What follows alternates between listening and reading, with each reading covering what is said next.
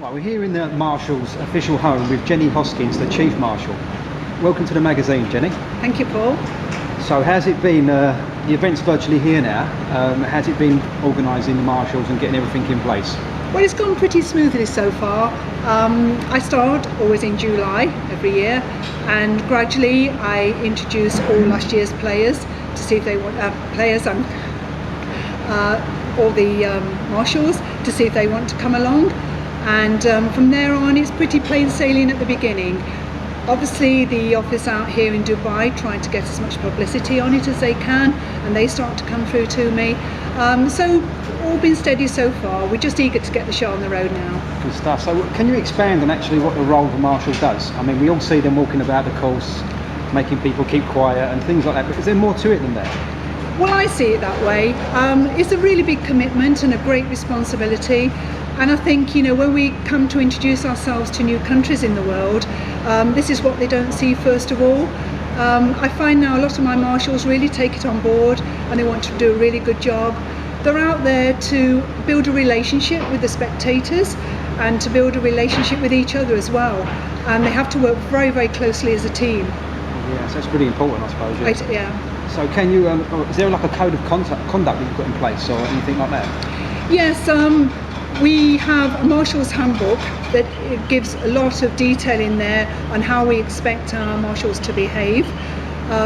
Obviously they are on TV all the time and they have a great commitment to the European tour, and we have a code of conduct for dressing as well. They have to dress particularly smart and in accordance as we wish. And you know, there is a high discipline out on there which we report back on every day. Okay. And you've got experience from previous events in the region. Can you draw on them experiences to look after this event, or is every event different for you? Every event is different. It brings up, you know, its good and bad points.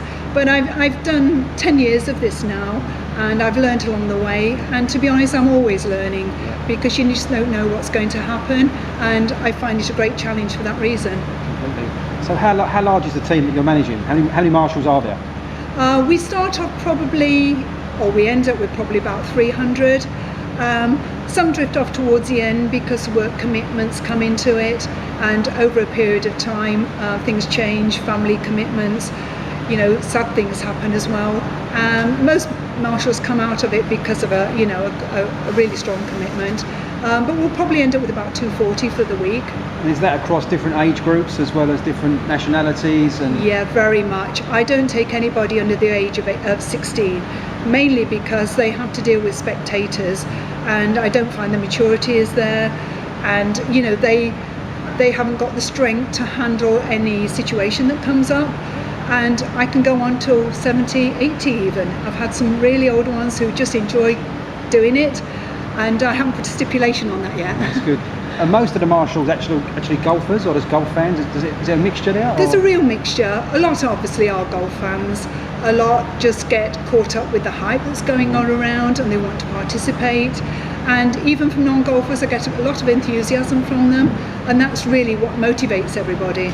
So leading on from that, any non-sort of golfers that are Marshals, have you heard of any stories or people telling you that somebody's taken up golf because of being a Marshal? I haven't actually heard of anybody, but I'm sure it must feed through to some of them, especially some of the youngsters who are coming along. You know, they see the players close to, they see what goes on, and obviously, you know, the hype that goes on with the tournament, and it must encourage a lot of them. So it's a tiring but rewarding experience, the whole thing. Have you got any stories of people telling you after the event how much they enjoyed being a Marshal? Oh, very much so, and I get quite a lot of letters afterwards actually thanking me for allowing them to come along. That's you know, right. when obviously without them we couldn't do anything, but they are very keen, they are very enthusiastic.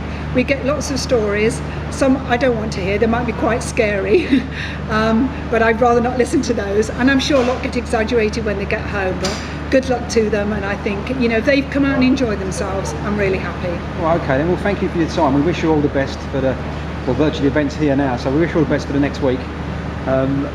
One last question, are you a golfer yourself? I certainly am, yes. Have you played the Earth course? I played the Earth course on the Fire course. I played the Earth course, the first time I played the Earth, I played to my handicap, which was fantastic.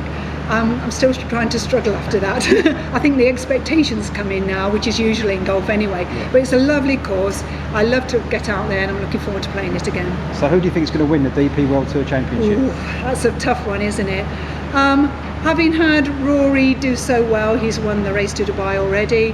I would like to see somebody like Poulter, I should say Ian Poulter, or Justin Rose, or Oosterhuizen, just somebody different. We like a different person here, but any of the top names, you know, are likely to go in there, and who knows, we might get somebody that we're not expecting, which would be nice too. Great stuff. Thanks again. Thank you, Paul. Good luck. Thank you very much.